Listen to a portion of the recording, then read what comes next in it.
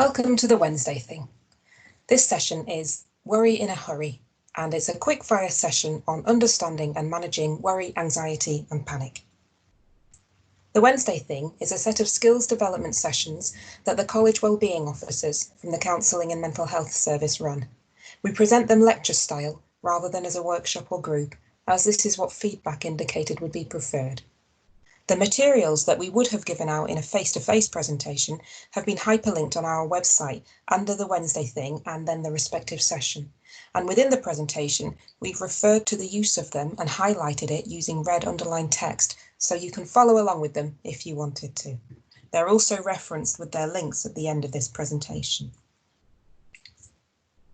So the session aims are to understand what anxiety is and how it works, to explore coping mechanisms for anxiety, to understand what panic is and how it works, and to explore coping mechanisms for panic, and to understand the importance of relaxation. So what is anxiety and how does it work? To understand worry or anxiety, we firstly need to understand the role of our amygdala in our brain, and the fight, flight and freeze response is explained really well in the video below on YouTube. Unfortunately, sound from the video isn't picked up by the program I'm using to record this presentation, so we have included the link to the video with the other materials on our website, and the link is also displayed below. If you watch the video now and then come back to this presentation, you'll know more about the fight, flight or freeze response. Social anxiety is a fear of failure and/or making a fool of yourself. We often negatively predict what might happen in a future situation or feel under the spotlight during it, and that can trigger or maintain social anxiety. It's often informed by bad past experiences, and low self-esteem or low confidence can play a part. So what about getting through it? Review the evidence. Am I really going to fail? You do not actually know what others are thinking. Consider the 5 areas model, which is something we'll come to in a moment, and graded or situational exposure and behavioural experiments, which are other techniques that we come to in this presentation, can also help with challenging social anxiety. So this is the 5 areas model. It's a model used in cognitive behavioural therapy, and it's really important because it shows us how our thoughts, our mood, our behaviour and our physical sensations are all interlinked and are all influenced by each other and influence each other. So this situation is that someone is currently working on an essay and worried about it failing. And then they start to have thoughts or images that are negative. What if I fail? I might not get the degree I want. I won't get the job I want. I'll let myself and my family down. I'll end up completely failing and being a complete failure. As a result of thinking like this, their mood changes. They might feel more nervous or anxious, frustrated, annoyed, angry, sad or guilty, or a mixture of those. As a result of this continuing, their bodily sensations may change. They may have tightness in their stomach or butterflies, heart palpitations, sweating, dry mouth, or a need to go to the toilet. And then their behaviours may change as a result as well. So they may keep thinking about failing and how bad the future is looking, whilst maybe also avoiding others and isolating themselves, further sustaining this negative cycle. About panic. Here we have the same 5 areas model, but the situation is the physical sensation of anxiety. And from this, we engage in catastrophic thinking. I'm going to stop breathing. I'm in real danger. And because we think we are in real danger and we have misperceived the physical sensations of anxiety as an actual physical health problem, our mood changes to something more like terror or fear because we feel in threat. Our catastrophic thoughts continue. We think this confirms it. I'm in real danger. Something terrible is happening. I might die. And our bodily or physical sensations become much more intense. Specifically with panic, we then may engage in safety behaviours and avoidance. These are Coping mechanisms which actually make the problem worse and/or more prolonged. In the short term, it might relieve the problem, so we think it works, but the more we rely on it, the more it becomes a safer behaviour, and we never actually get over or expose ourselves to the source of the anxiety, proving to ourselves that it's manageable. What are the coping mechanisms? Use the 5 areas model in the previous slides to notice your triggers, notice your unhelpful thinking and the unhelpful behaviours and how one is affecting the other. Affect a positive influence by changing one or more of those areas to be an improvement. Use the STOP technique information sheet that we've included with the list of materials on our website underneath the Wednesday thing and then this session to help yourself remember to stop, take a breath, observe what's going on externally and internally, and then to pull back and allow some perspective, and then proceed with or practice what works best.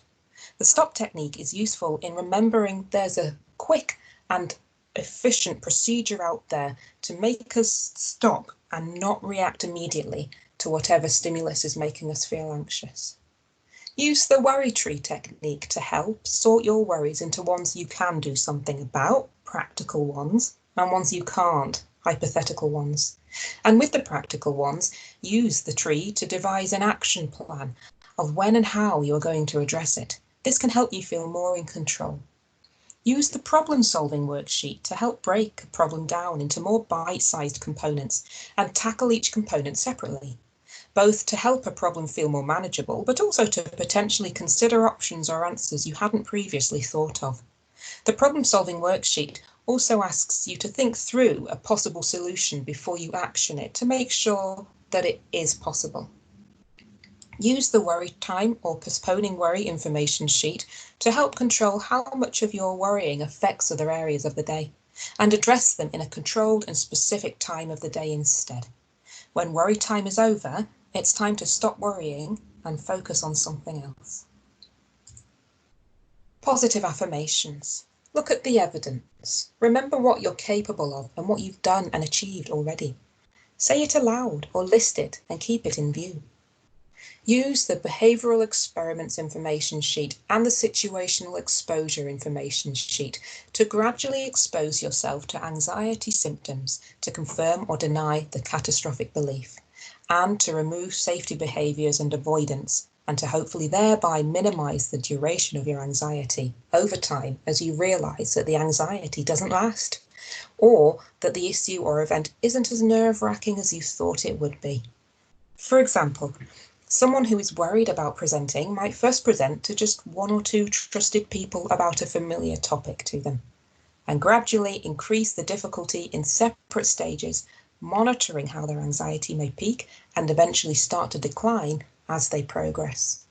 Use the confidence gained from achieving one stage to make the next easier, knowing that our anxiety doesn't go on and on and on and up and up and up and does come down eventually can help us get through that first point. Accepting uncertainty is important, as we can never be 100% sure of or in control of everything in life. There will always be uncertainty. We need to be able to manage this part of worry control. See the Accepting Uncertainty information sheet for more ideas around this. Grounding techniques. Grounding techniques can be a really good way of coming back to where you are right now, rather than whatever you're thinking about that is making you anxious, and to ground you in the here and now. For example, you could look around the room that you're in, notice the colours, the people, the shapes of things to make it more real. Listen to and really notice the sounds around you, the traffic, the voices, the washing machine, music, and so forth. Notice your body, the boundary of your skin, how your clothes feel on your skin, movement in your hair as you move your head. Really feel the chair or floor supporting you, how that feels in your feet, your legs, your body. Pinch yourself. That feeling is in the now. The things you are re-experiencing happened in the past. That was then, and this is now. Stand up and put your feet firmly on the ground. Move about. Stretch, stamp your feet, jump up and down, dance or run on the spot, rub your arms and legs, clap your hands, walk, Remind yourself where you are right now. Another aspect of the grounding technique is to do it with regard to your senses, your 5 senses.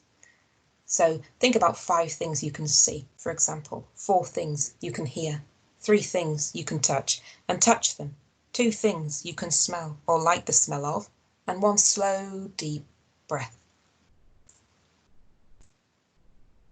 Relaxation ideas and resources are listed below.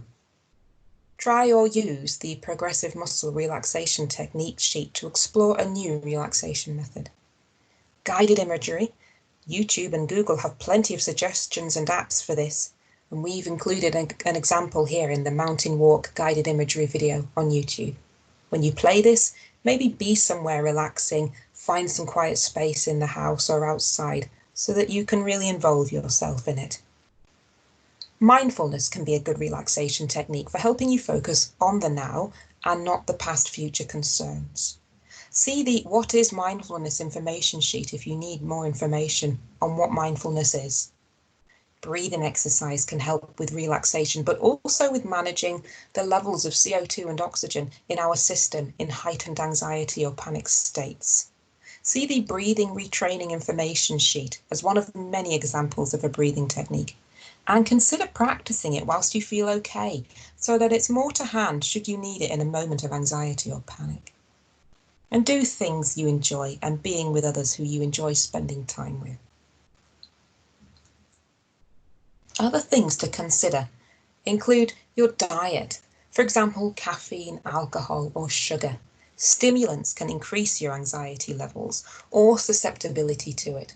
So try to avoid them if you're feeling anxious or if you know you have an anxiety-inducing time coming up. Sleep. Getting a good amount of sleep can help you feel more able to manage stresses throughout the day. We've all had that run of late nights or poor sleep that makes us feel more irritable and easily stressed. If you have a routine in place for your studies, for example, you may feel more in control of them and of when you're going to address or tackle which aspects, and therefore overall more calmer about them in general. Remember to keep your personal expectations realistic to manage the stress and pressure you put yourself under. Unrealistic expectations will lead to greater stress and anxiety as we either try to achieve them or ultimately are unable to because they're unrealistic. If your finances are causing you concern, get advice from the university. There are people in student and educational services, that's the student funding team, or your college who can offer advice or options. Some academic stress during university is to be expected, but speak to your department if things become too stressful or unmanageable. And relationships, this is obviously a big external factor to stress sometimes. If you're struggling with this, either in isolation or it's impacting on other issues, reach out and let people, including our service and your department if you want to, know. Other Wednesday Thing videos include Get Up and Go, which looks at sleep routine and sleep management. Practically Perfect and Putting It Off looks at perfectionism and procrastination, putting things off. And Give Yourself a Break looks at self-compassion and self-esteem. These can all be found on our website underneath the Wednesday Thing. These are the resources used in this presentation, again listed on our website. And these are some further resources.